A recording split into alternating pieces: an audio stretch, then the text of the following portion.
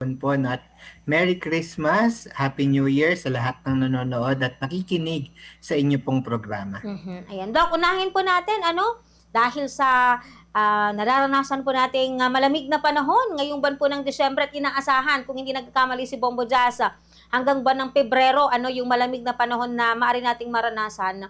Kumusta po yung pagtutok po ninyo dito po sa mga sakit na nakakapagtala ng mataas po na kaso ngayong buwan po ng Disyembre, Doc? Opo, no. Usually, historically po, no, kapag ganitong mga malalamig ang panahon, ang ating pong tinututukan talaga ay yung ating tinatawag na influenza-like illness. Ito po, no, yung mga sakit katulad po ng respiratory diseases, katulad po ng trangkaso, at katulad pa po ng ubot-sipon, no. Ah, Binabantayan po natin yan kasi nakikita po natin na kapag malamig ang panahon, nagkakaroon po ng apekto no, doon po sa immune system ng ating mga kababayan at medyo bumababa po no, yung kanilang immune system kaya nagkakaroon po ng prone pagdating po no, sa infection na ganyan. So para po sa ating mga kababayan, ang ating po talagang paalala no, ay panatilihing i-practice yung mga minimum public health standards po no na ating pong natutunan noong pandemic. So ano po 'yun? Pagsusot ng face mask kung kinakailangan, paghuhugas ng kamay at pagkakaroon po no ng malakas na resistensya para maiwasan po natin yung mga influenza-like illness. Doc Roel, meron po ba kayong data kung ilan po yung naitalang kaso po ng influenza-like illness, especially ngayong pagpasok po ng buwan po ng Disyembre, Doc? Sa pagpasok po no yung ating pong latest data po no as of December, nakapagtala na po tayo ng 11,459. Mula po ito January 1 no. Na kaso po ng influenza-like illness. At ito po naman ay mas mababa po, bahagyang mas mababa po no kaysa doon sa ating mga kaso same time period last year. Ngunit po katulad ng sinabi ko dahil patuloy po no ang paglamig ng panahon, inaasahan po natin na madadagdagan pa po yung kaso ng ating mga influenza-like illness habang mas lumalamig pa po no yung ating klima dito po sa Region 1. Doc, meron po ba tayong data dyan kung saan pong lugar dito po sa ating rehiyon yung nakapagtala ng pinakamataas na kaso po nitong mga influenza-like illness at syempre yung kung anong age yung kinapitan po nitong naturang sakit po na ito, Doc? Sa ating record, ma'am, no, ang pinakamarami pa rin po talaga ay sa, of course, sa Pangasinan po kasi, again, pinakamarami po ang population ng ating pong Pangasinan. So marami po talaga yung kaso natin dyan. Sa age naman po, ang pinaka-affected po natin no, is 1 to 4 years old. At susunod po no, yung mga less than 1 year old. So makikita natin yung mga kabataan po talaga no, na wala pang formed na immune system, sila po yung mas nagkakaroon po no na influenza-like illness kapag ganitong malalamig ang panahon.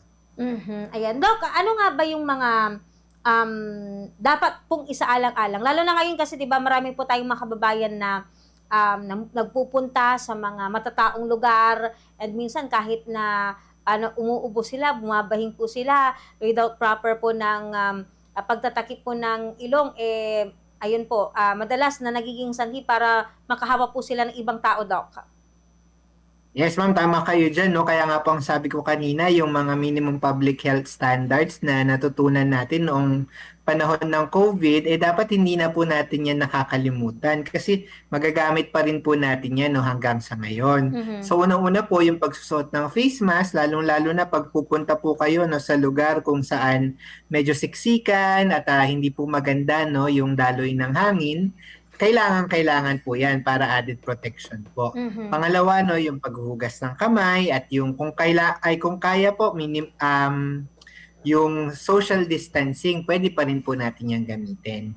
At isa pa po dyan, maganda rin po kung tayo ay magpabakuna against flu virus. Kasi po yung bakuna natin against flu no, ay nakakapagbigay po ng proteksyon laban po sa influenza-like illnesses. Ayan. Doc Roel, kayo ba sa DOH ipinapayo or pabor ba na gawin pong mandatory yung pagsusot po ng face mask para po makaiwas sa ganitong klase po ng mga sakit ngayong panahon po ng taglamig, Doc?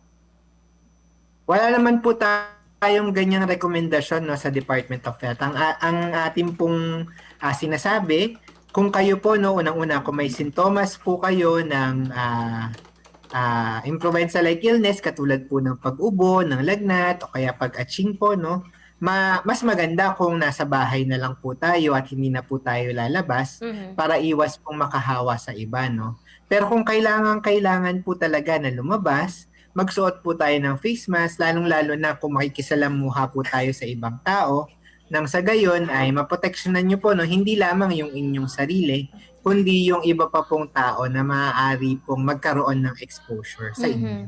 Yes po. Doc, another thing na nais din po nating matalakay, ito pong mga sakit na maaari po nating maiwasan kapag nag-ingat po tayo sa pagkain ng mga handa ngayong kaliwat kanan po yung mga Christmas parties, yung mga family reunions. Ano nga ba yung mga dapat tatandaan ng ating mga listeners and viewers, Doc? Yan. Alam naman po natin, no, na sa kabilang handaan, maaari po tayong magkaroon ng pagtaas po, no, ng blood pressure, tinatawag po natin yung hypertension, at diabetes o yung ano po natin, no, yung asukal sa dugo.